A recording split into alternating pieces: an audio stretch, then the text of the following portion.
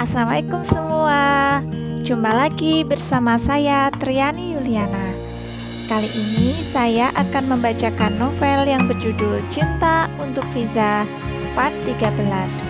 Jangan lupa tekan tombol like, komen, share, subscribe, dan nyalakan lonceng. Terima kasih.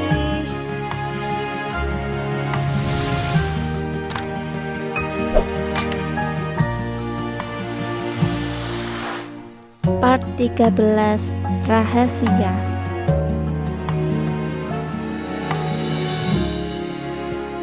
Rara, aku terkesiap bertemu Rara di depan rumah Pak Dava.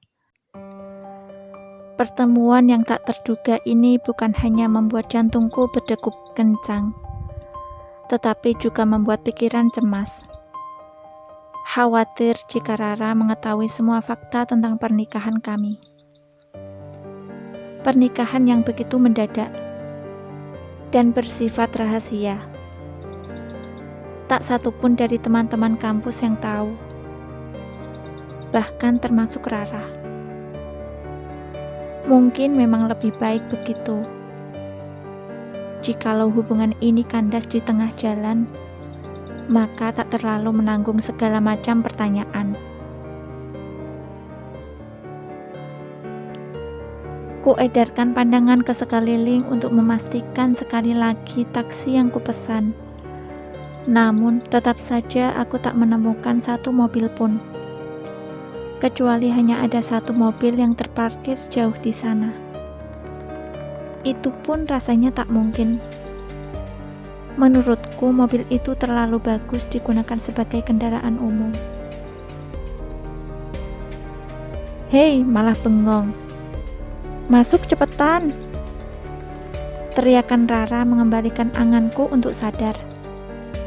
Bergegas membuka pintu pada bagian penumpang, lalu menghempaskan tubuh ke dalam sembari menahan debar dada yang tak beraturan.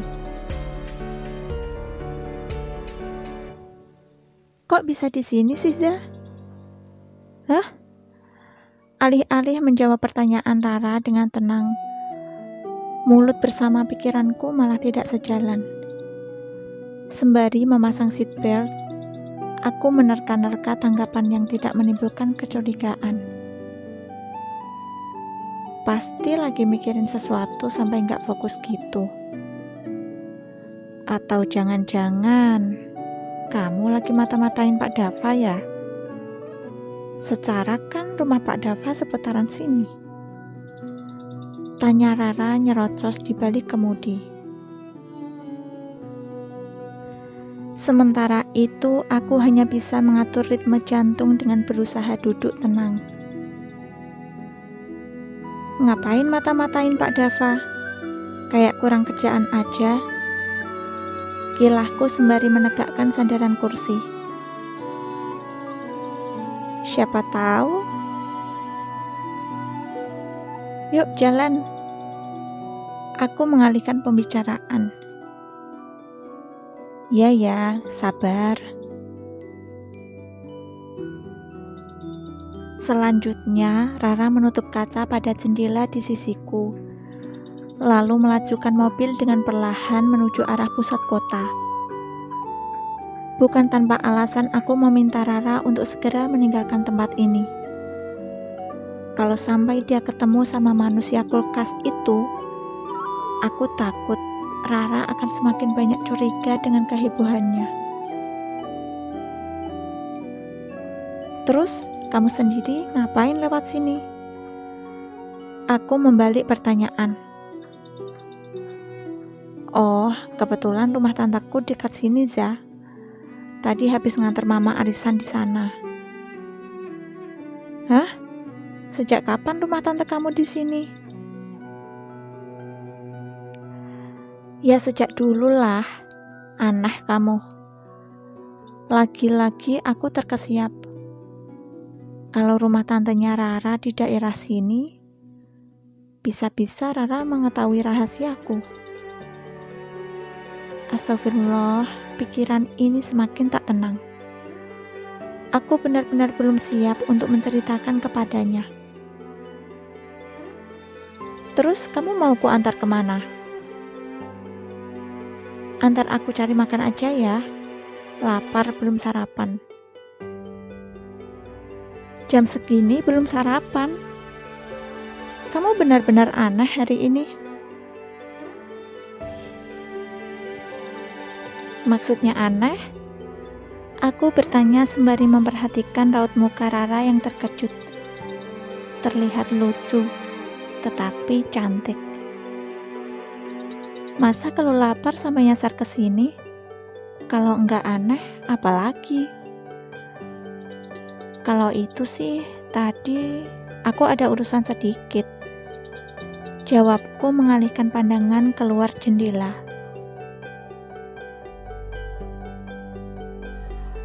Urusan apa? Bikin penasaran? Tanyanya sembari sedikit menaikkan volume nasyid yang dia putar pada DVD dashboard mobil. Bukan apa-apa, urusan bisnis. Jawabku sekenanya. Begitulah Rara. Gadis yang bertubuh mungil itu jika rasa penasarannya belum terjawab, dia tidak akan mengakhiri pertanyaannya. Semacam kereta api yang tak akan berhenti sebelum mencapai tujuan. Oh, begitu. Oh iya, bagaimana dengan kabar Babang Ganteng? Babang Ganteng? Siapa? Tanyaku mengernyitkan dahi. Menatapnya yang senyum-senyum tak jelas. Mas Dirga dong, siapa lagi? Mas Dirga. Dia kabarnya baik. Aku menyimpan muka ke arah jendela. Lagi-lagi pertanyaan Rara seakan menguliti kejujuran ini. Nanti aku mampir ke rumahmu ya. Sudah lama nggak ke sana. Boleh tak? Hah? Iya tentu boleh. Masa nggak boleh? Aku salah tingkah. Astagfirullah. Beginilah ketika menyimpan suatu kebohongan. Akan berakhir berkilah berkali-kali. Kalau saja Pak Dava menganggapku sebagai istri, tentu saja aku tak akan melakukan kebohongan semacam ini. Detik demi detik seperti merangkak karena padatnya kendaraan yang merayap. Awan hitam tiba-tiba menggelayut menutupi sinar mentari. Langit yang cerah berubah menjadi muram. Dedaunan kering dari pohon di tepi jalan berguguran tertiup angin hingga jatuh menerpa kaca mobil. Gerimis kecil turun, mengundang sejumput rasa khawatir dalam angan. Bagaimana dengan nasib pakaianku nanti? Cuaca saat ini memang tak menentu.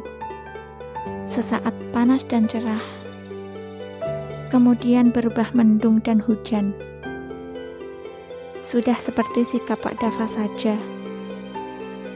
Terkadang bersikap perhatian, lalu berubah menjadi manusia dingin dengan segala perkataannya yang tajam.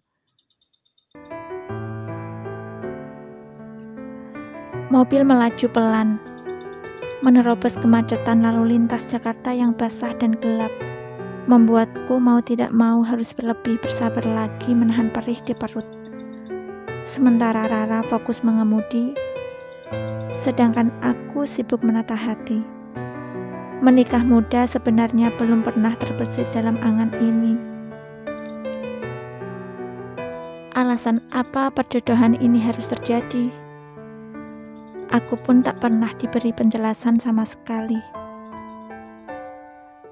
Apakah ini bisa disebut dengan jalan jodoh dari Ilahi?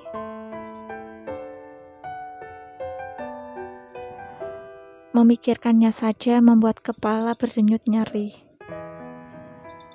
Baik, kali ini aku harus menepis harapan berlebih. Kalau tidak, hati yang retak atau bahkan yang telah remuk ini semakin tak pernah bisa dirangkai lagi. Kita makan di sini saja ya. Sudah lama nggak makan bakso doer. Aku iakan saja permintaan Rara.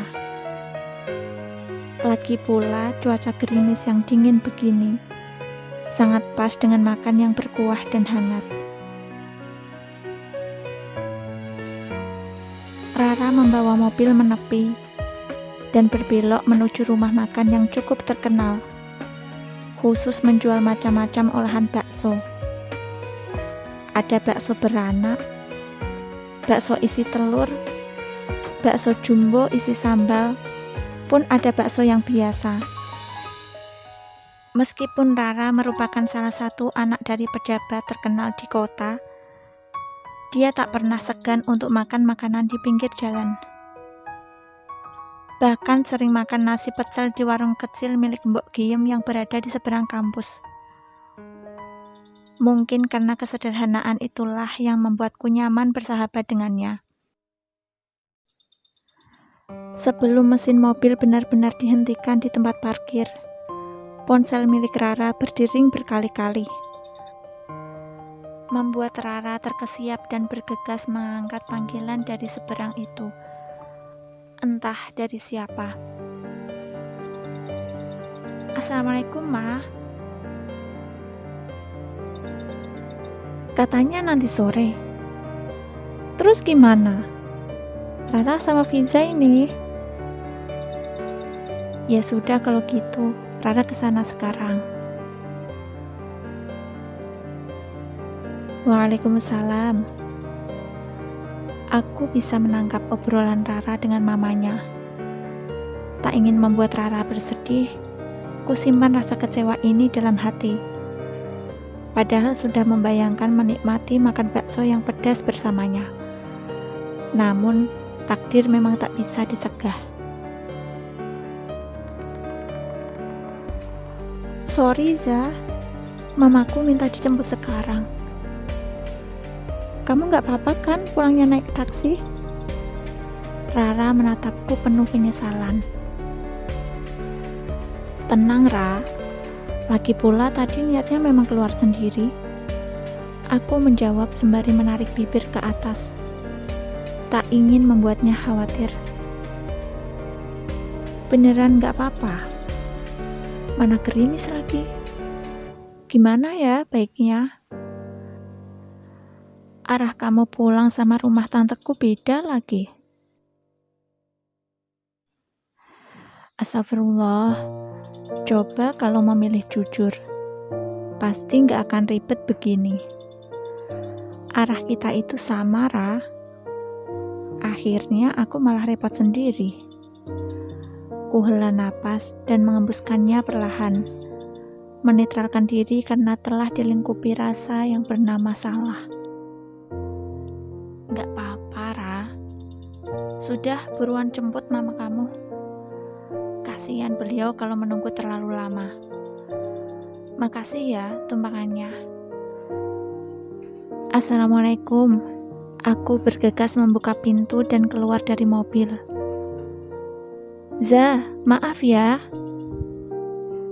Masih tertangkap di telinga ini ucapan permintaan maaf Rara. Namun, karena gerimis yang menerpa cukup rapat, aku tak sempat menjawab. Aku melambaikan tangan dan melempar senyuman ke arahnya. Bagaimanapun, pertemuan dengan gadis baik hati itu harus disyukuri. Keceriaan Rara membuat hati yang beku sedikit mencair.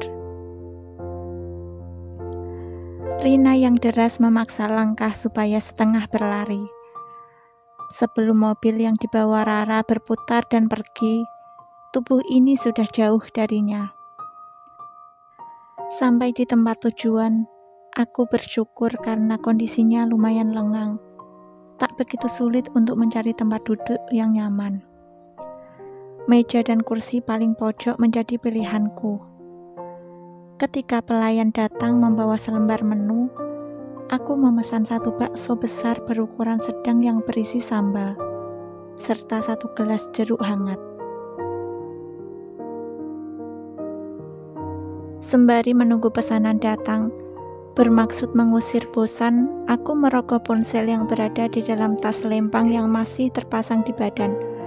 Kemudian kubuka layar ponsel, memilih salah satu media sosial yang berlogo warna biru. Pikiranku tenggelam membaca artikel-artikel yang penting sebagai wawasan.